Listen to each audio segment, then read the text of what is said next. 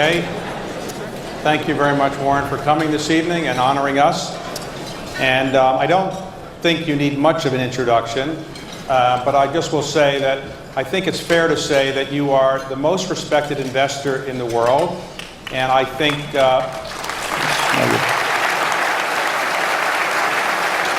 the most respected businessman in the world, not just because you've made a great deal of money, but because you've done it with enormous integrity and humility, and as people will see tonight, with enormous sense of humor.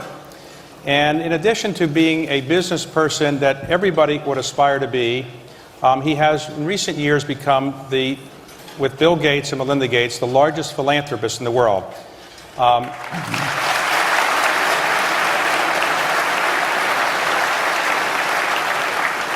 I think his net worth might be in excess, a little bit higher than mine, I'd say, about $50 billion more or less, and he's committed to give 99% of that away, and he's in the process of doing so. So thank you on behalf of the country and everybody else for doing that.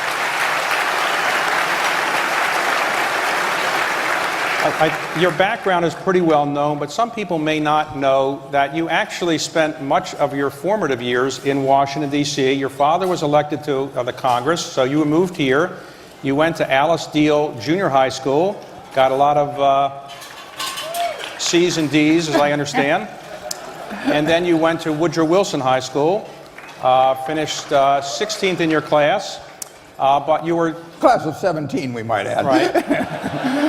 Well, you were working, you were delivering papers in the morning and delivering papers in the evening and so forth.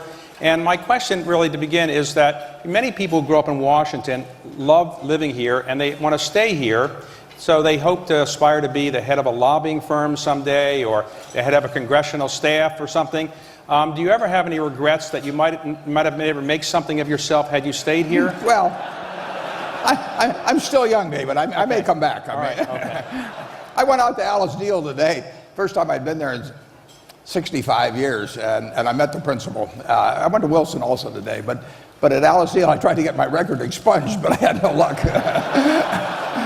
Well, you told me earlier today that you lived in Spring Valley. Yeah, I lived at 49th Street between Van Ness and Fordham Road, yeah. And so today, with a camera crew, you knocked on the door of the person who was living in your house. What did that person say?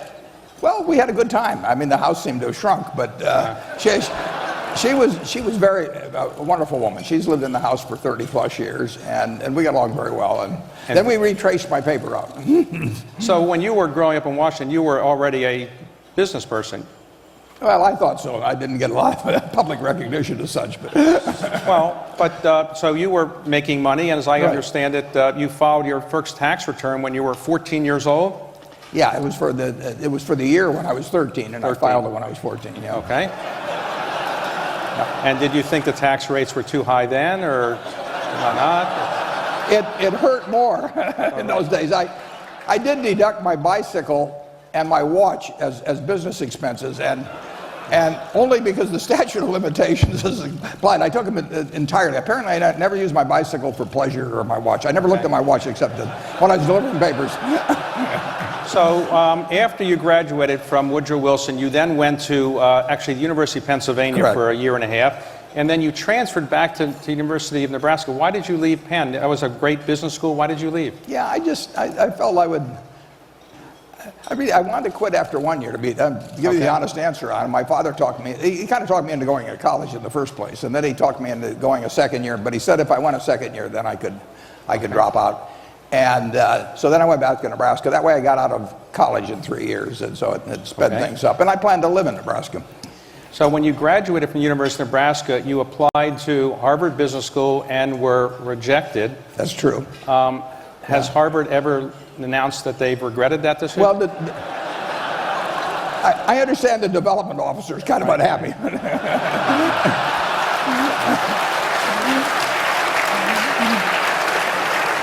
So you rejected by Harvard, you went to Columbia Business School, and then you met the man who you really idolized, Ben Graham.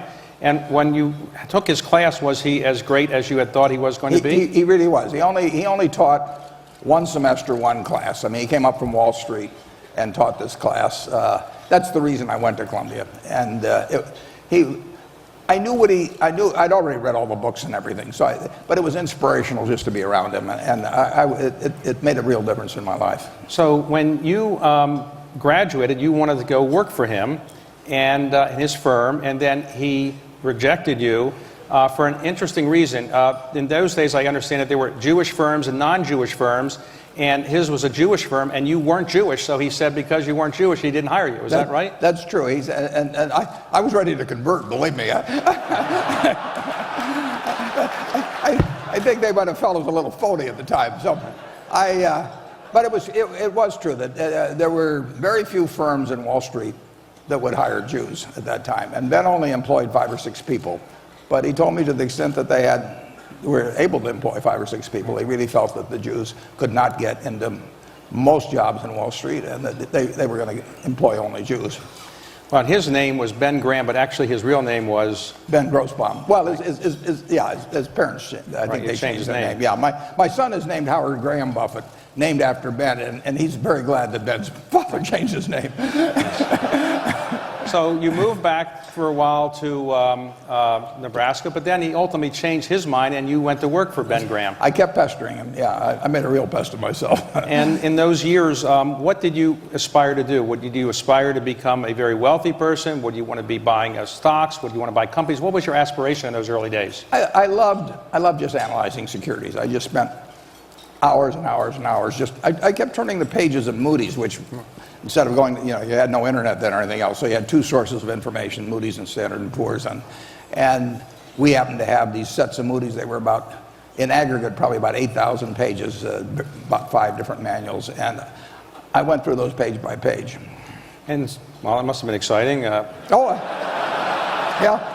it's a little strange. I mean, I actually went to Amazon a few years ago, and I found an old 1951 Moody's. Now, everybody else is going there for Playboy magazine, but I'm ordering the old Moody's. You've got a strange guy here.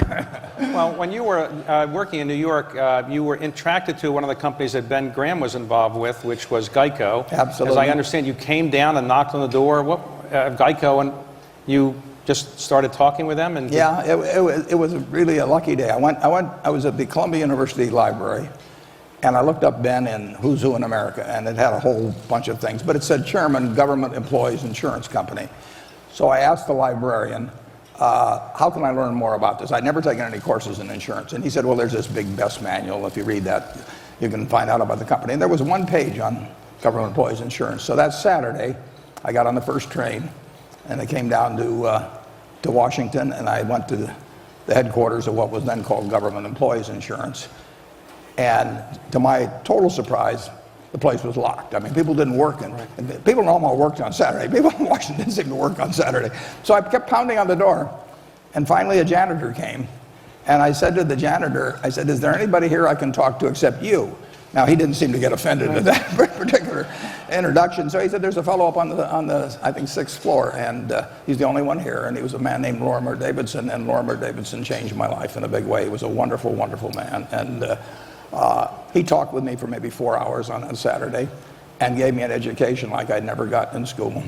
And so you liked it so much, you eventually bought the whole company, right? It's one of those things, yeah. It took a few years. So when you were starting your investment partnership, I think you started around 1956 with a partnership. That's correct. Right? And as I understand it, if somebody had put $10,000 in 1956, and it stayed with you and kept stock that they could have gotten when you liquidated some of the partnerships, that $10,000 would be worth roughly $500 million today? That's about right. Wow. Yeah. So those people are very grateful to you who did that, right? I was grateful to them, though. I mean, they were betting on a 25-year-old, who looked about 20 and acted about 12. So and actually they were mostly relatives. I mean, it's my father-in-law and sister and her husband, my aunt. So your investment partnership you started buying companies and buying stocks. And one of the companies you bought was Berkshire Hathaway. And though your company is now very famous, it's named Berkshire Hathaway, that was not one of your best investments, was it? It was really dumb, yeah. I mean, it was what I used to call Graham's approach on buying very cheap stocks that weren't very good companies, cigar butts, because it would be like walking down the street and finding a cigar butt. There was 1 puff left in. And it didn't cost anything, and it was kind of disgusting, Right. but it didn't cost anything. But I thought Berkshire Hathaway was that kind of a company, and it wasn't much of a puff either. Right. So, your company is named Berkshire Hathaway. You've sold that company many years ago. Did you ever think of changing the name? No. I don't do much of that. Okay. So when you started, originally you were buying stocks, you picked stocks, but then you started buying whole companies. Was Yeah. that a different skill set? And how did you learn to buy and operate these companies? Well, when I buy 100 shares of XYZ company, I look at it as buying the whole company.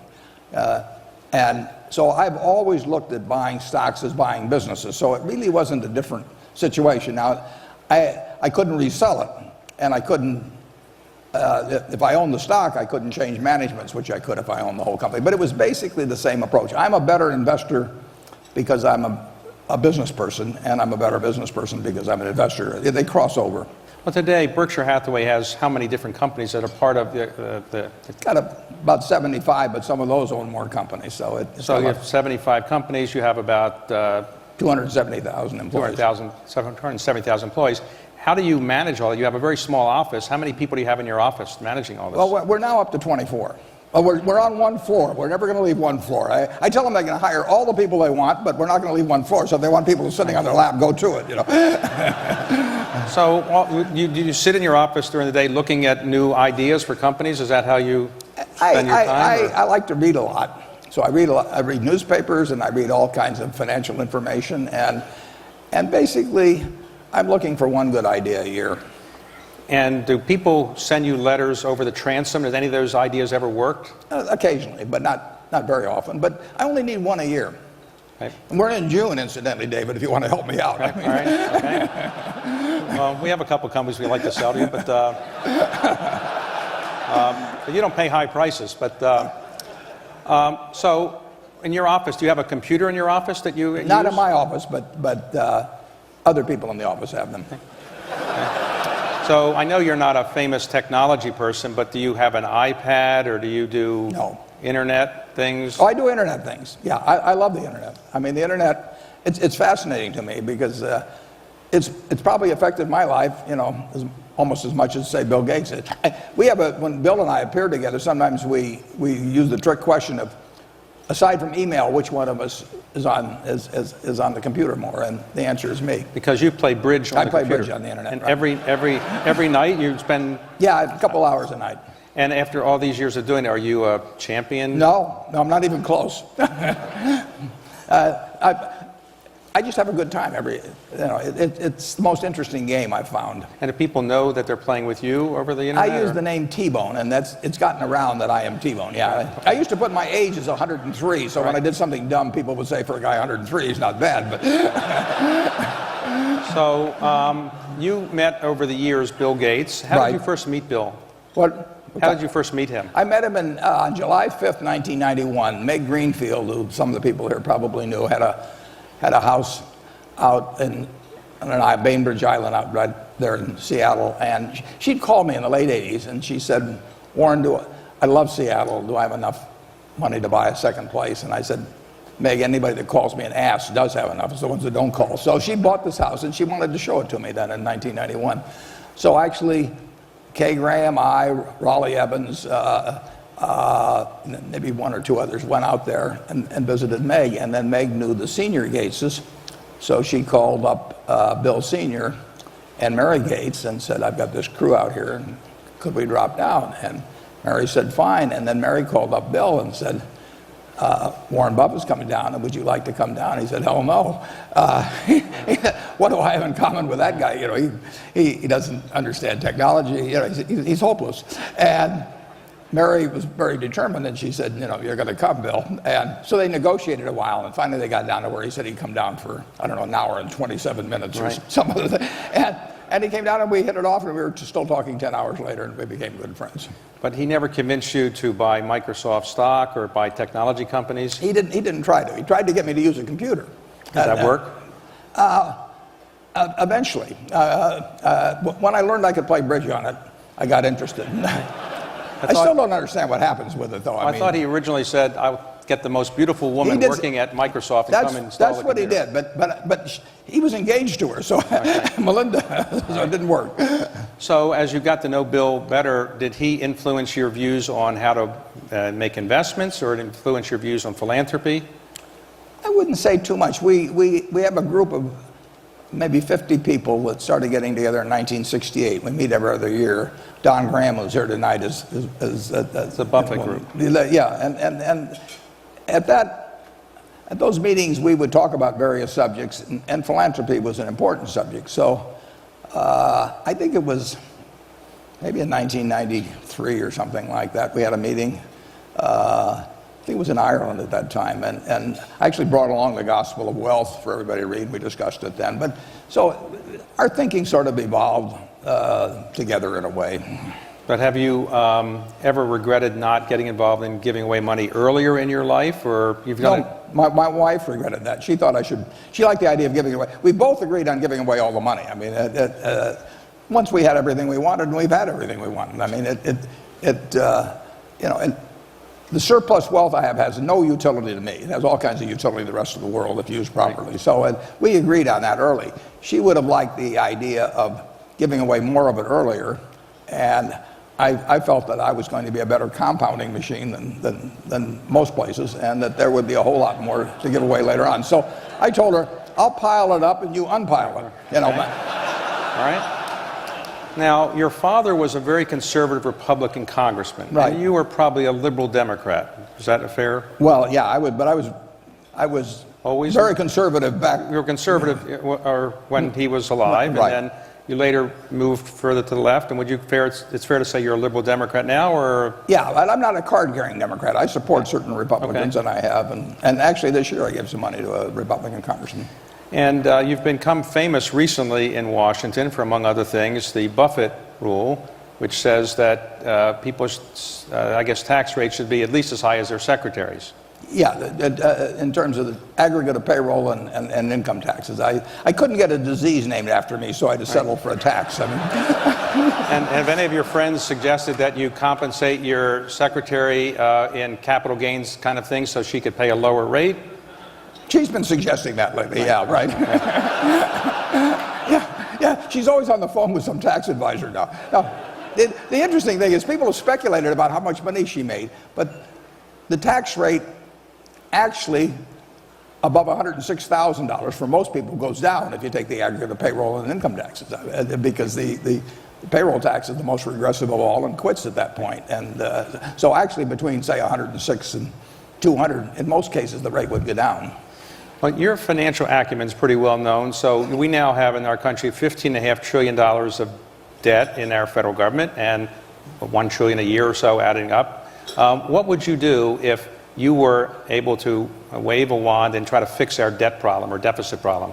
Well, I think I would do what everybody in this room could do. I mean, if you ask everybody here how much the federal government should be raising annually or in aggregate over the next 10 years, the answers would come in somewhere between 18.5% and 19.5%, which is close to what's been the situation since World War II. If you ask them how much the government should be spending, they'd probably come in at 21%. Someone would come in at 20.5 or 21.5. And incidentally, you can have a 2 percentage point deficit relative to GDP, and the debt to GDP will not grow. I mean, in fact, it probably will shrink just a touch. So you can have a couple percent deficits on average.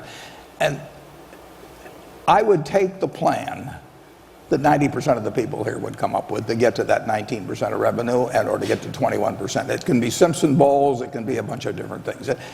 And no one's going to agree 100% on every point. But I think we do agree on the fact that we probably should be raising 18.5 to 19%, and we should be spending 21 or thereabouts. And that means getting more from taxes, and it means cutting expenditures. And the problem is that the Democrats don't want to talk about what expenditures they would cut, and the Republicans don't want to talk about increasing revenues. So would you be in favor of increasing the capital gains tax, or no? Yeah, I would be in favor of that. But we can come to, we're raising, we'll say, 2.4, 2.5 trillion now. We have to raise, probably 300 or 400 billion more than that. And that can be done. I mean, we've done it straight through. I mean, and I've operated under all kinds of tax rates, including 39.6% on capital gains. And the country is growing under all these circumstances. Our country works. But somebody has to step up and say where it comes from. It won't come from, just talking about reform doesn't solve anything on either the expenditure side or the revenue side. I mean, you've got to get specific about it. And like I said, I'll bet if everybody in this room designed a plan, I could sign on to 90% of them. And today, the economy in the United States is thought to be growing about 2.5% a year. Do you agree with that? Do you think there's any chance of a recession in the near term? I think it's very low unless events in Europe develop in some way that spill over here big time. But incidentally, if the economy grows 2% a year and population grows 1% a year, that means each generation is living 20% better than the generation before, and it means in a century, people are living 3 times as well as they lived at the start of the century. So, I mean, our rates of gain in the way people live have been dramatic. In my lifetime, I was born in 1930, there's 6 times the real GDP per capita as when I was born. 6 times in one person's lifetime. We have a system that works. I mean, and it'll keep working. You know, it may not work at 6 times for the next 80 years, but it'll work. It'll be 2.5 times or 3 times. Now, are you worried about the euro going away? Do you think Europe would allow the euro to go away, or? That's the big question. I mean, Lincoln said that, a house divided cannot stand, and half slave, half free wouldn't work. And we've got a system where they're half in and half out. I mean, they're in on a common currency, and they're not in on common fiscal policy or common culture or common labor practices. And that house will fall, but that doesn't mean it has to. And it means that they have to reconcile some of these things. It can't be half slave, half free. Now, you invest most of your money, I guess, in the United States. Yeah. Have you increasingly been investing outside, particularly in the emerging markets, or you're not as comfortable investing in the emerging markets? I'm comfortable in any place I understand the business well, and to some extent the rules that they operate in, and where I've got the right management. And so we will buy a business, in any one of 40 countries tomorrow if it's the right kind of business. But most businesses I hear about are in the United States. They think of Berkshire here. We're on the radar screen here to a greater extent than around the world. So I understand that somebody from Israel sent you a letter over the transom, a 1.5-page letter, and you ultimately bought that company that person was talking about for $4+ billion?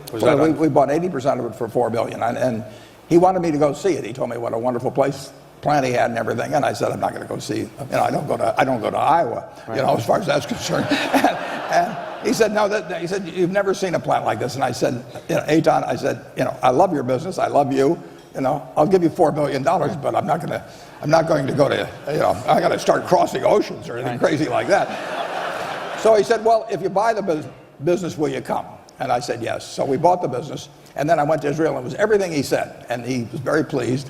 And I said, yes. I said, if I'd seen this thing, I'd have paid you more money. So. That's why I don't go visit businesses. So what about China? Do you invest much there? You go to China very much? We've had 2 big investments. I was sitting in 2002 or 2003 reading the report of PetroChina. And fortunately, it was in English. And I put about $500 million into PetroChina. The government of China owned about 90% of it. We owned 1.3%. So between the two of us, we controlled the company.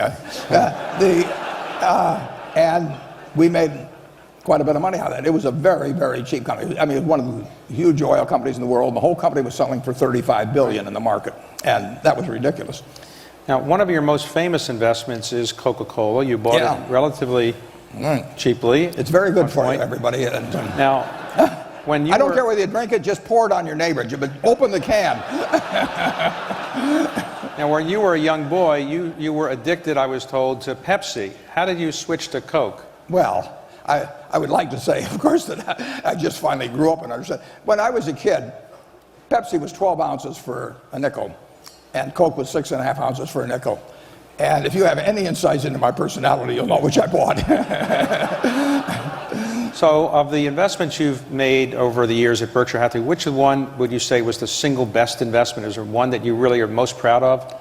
Well, the one I'm probably the most emotionally attached to is Geico, because of a bunch of reasons, but it goes back to a day in January of 1951, a Saturday. And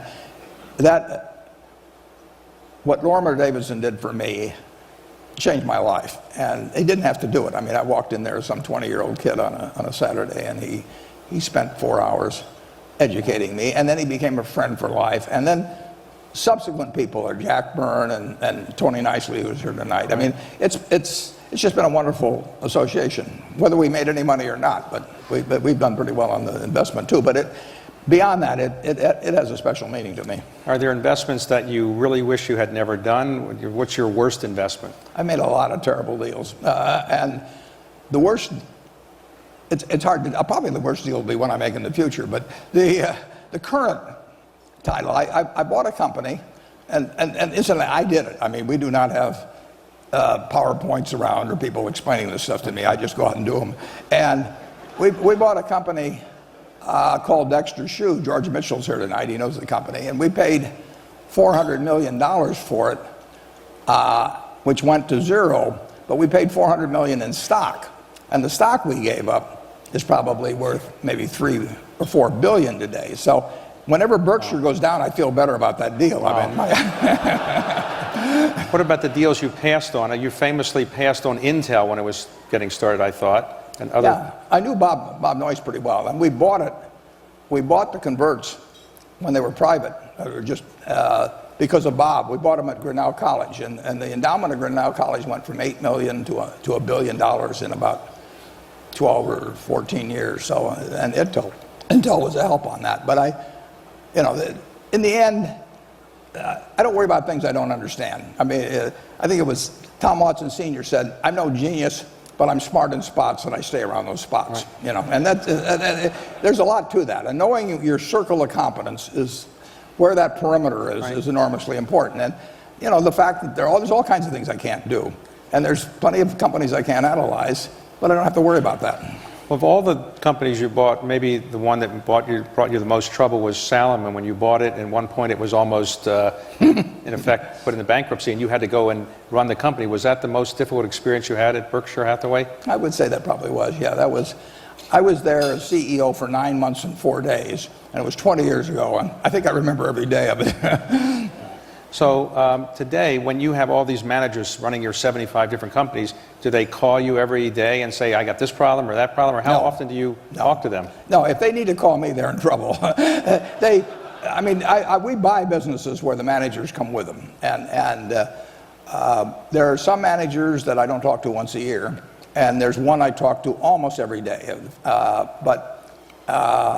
After the one that I talk to almost every day, I would say the highest frequency would be maybe once a week. But they always call me. I don't call them. Now, when you want to make an investment, you have a board of directors. Do you ever ask them? I've heard that you will buy a railroad for 20-some billion and not tell your board of directors. I told a few of them. Okay. That was an exception. That I told them, not that part of why we're able to make deals is because we can act fast. They know we have the money. They know we'll do the deal. We closed on October 6th, 2008 on a $6.5 billion investment in Wrigley in conjunction with Mars. And they knew we would have the $6.5 billion and that we would close on that day. People weren't closing on anything. And so it's a real advantage to be able to pull the trigger. And if we have to go through lots of presentations and everything, I mean, I've been on 19 corporate boards, and every deal works on the PowerPoint, so it's a show and tell type thing, and I don't really participate in it. So recently came out in court discussion that in the insider trading thing that's going on relating to an investment you had made in Goldman. Right.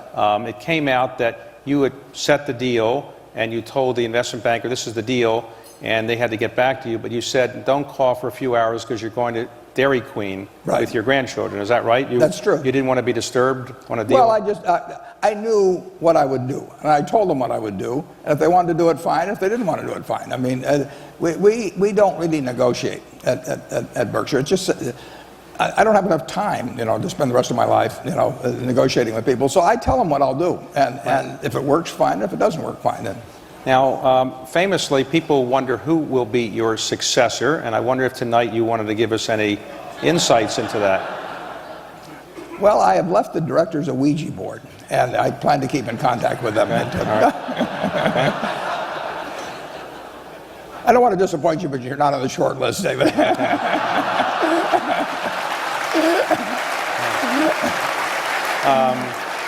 Can I be on the long list? So we're in perfect shape for it, though. I will say that we've got successors that are, in most ways are better than I am. But you expect that Berkshire will be around for 20, 30, 40 years as Forever. a big... It's built to be forever. It has a special culture. It has directors who are committed to that. It has managers. We have an organization that would reject anybody that tried to tamper with that culture. And I think it is special, and it can stay special. So today, having achieved all that you have achieved, you've got the admiration of virtually everybody in the world for what you've done.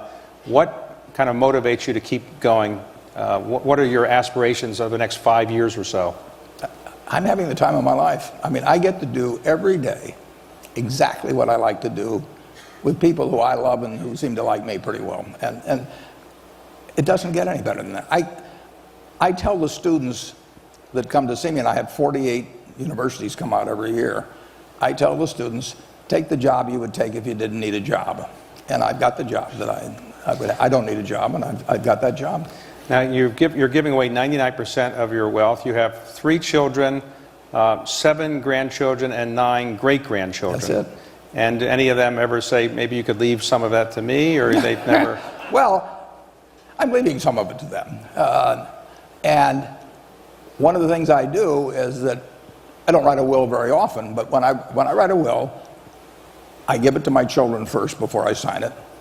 They all read it. They're the executors. Right. And I want 2 things. I want them to understand exactly what's in it, and secondly, I want them to agree with it. I mean, and if they don't, I want them to talk it out now, and we'll figure out what makes sense. And so every, I don't know, 5 or 6 years or 7 years, whenever I do this, they read it, and sometimes there is something that they don't understand in terms of exactly what their duties might be or something of the sort. And then in terms of equating, I've got one son that likes a farm. I've got a farm that he'll get. I've got another daughter that likes the particular house. And I've got these various ways of equating that and percentages and all of that. And in the end, I think they feel very, very lucky in life. So the average person who doesn't have your investment skills and they want to not lose their money, would you recommend that they play the stock market, they buy mutual funds? What do you recommend to the average investor?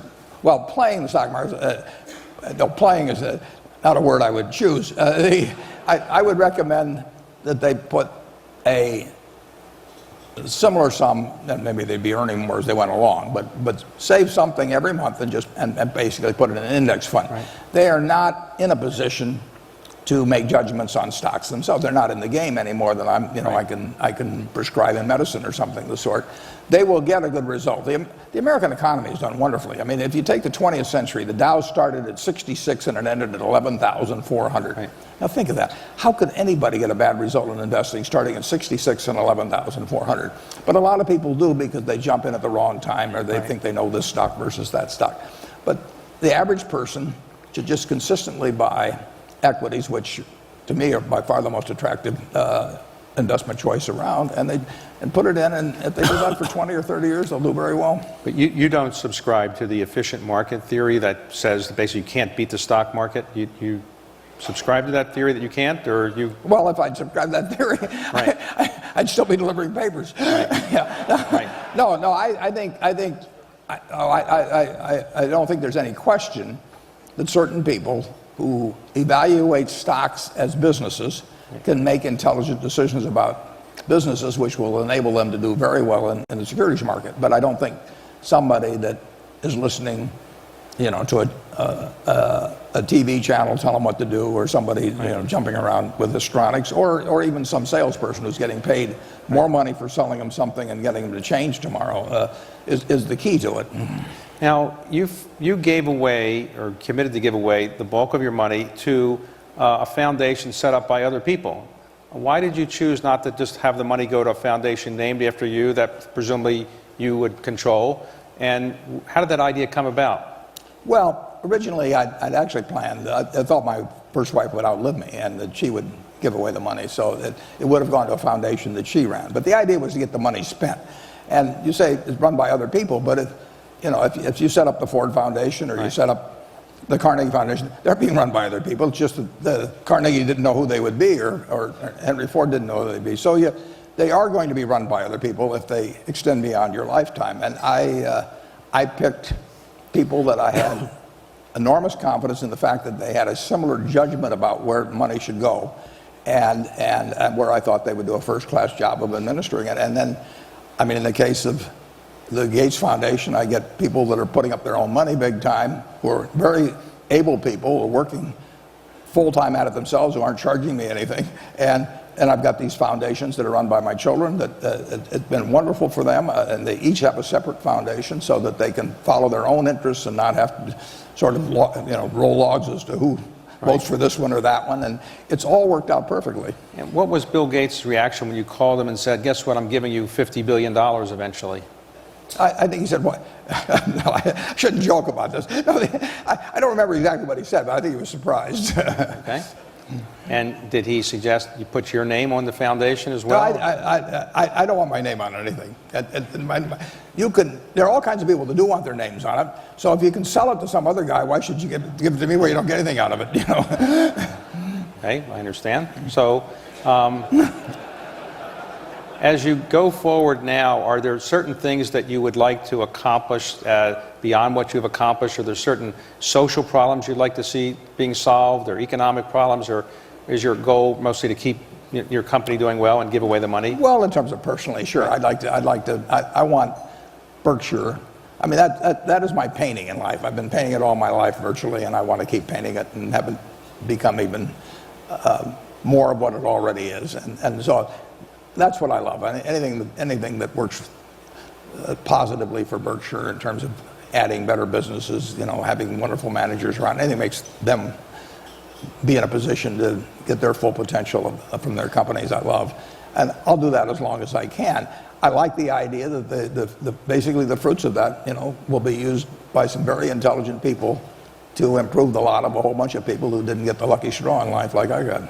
And how old were you when you realized you were much better than other people in picking stocks and making these kind of investments? Did you realize that as a young person, or did it take much longer before you realized you were much better than everybody else?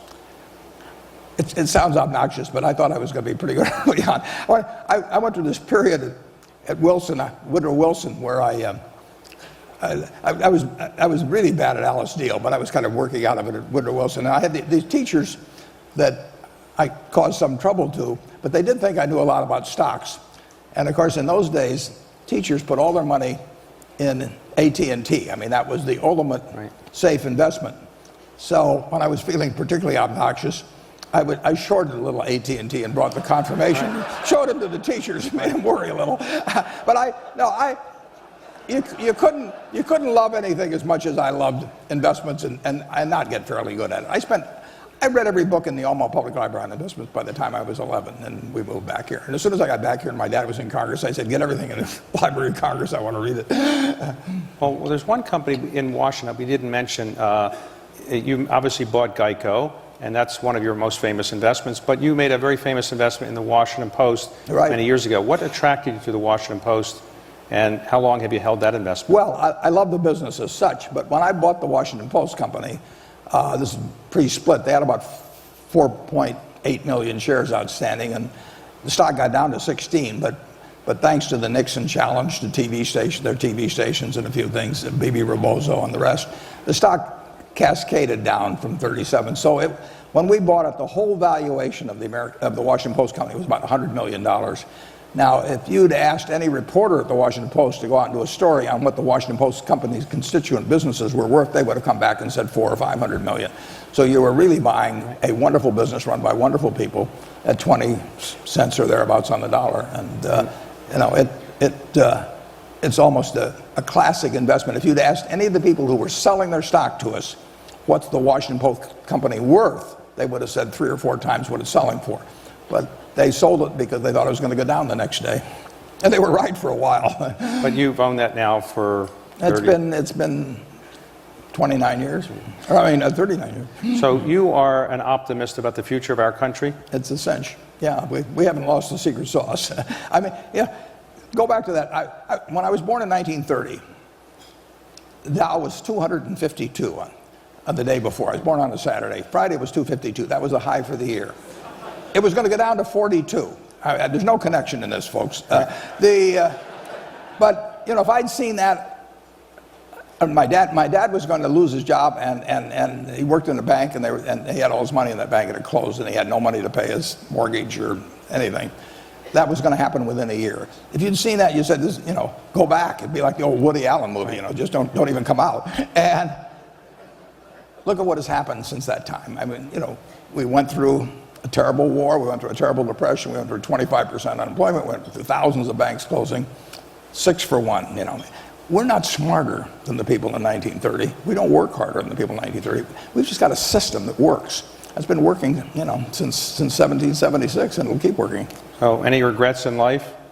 Not really, no. And today you are somebody who is very close to the President of the United States. If he asked you to come in and serve as an advisor, would you do that? Well, it won't happen. If he wants to ask me anything, I'll certainly be, I'd always be glad to help, but that would be true of any president under any circumstances. And today, Berkshire Hathaway, is that a buy at this price? Well, the businesses it owns are worth more than the market price, but that's true of other businesses too. Well, what I would like to do is, on behalf of everybody here, thank you for an extraordinary tour de force of your explanations of things, and thank you very much for coming this evening. And I think everybody's had an enjoyable evening. I know I certainly did. And I want to thank you on behalf of everybody here and all America for what you've done, and for your philanthropy, and for your confidence in America. And on behalf of the Washington Economic Club and everybody here, I'd like to give you a few gifts if I could. You may get on that short list eventually this way. Okay.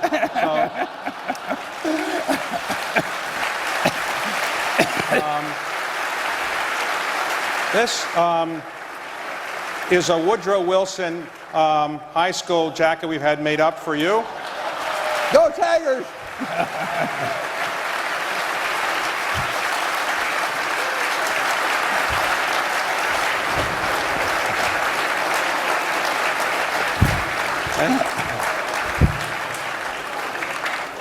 And we have here a copy of the original map of the District of Columbia we'd like to give to you as a gift from the club. And I'd like to give you as a personal gift a copy of the Declaration of Independence. When we talked about this appearance, you were at the archives, and I think you said you hadn't been there before. It was marvelous. Never been there, and I cornered you, and you said you weren't sure what you had agreed to, but you agreed that you would do this, and I thank you for honoring your commitment to come.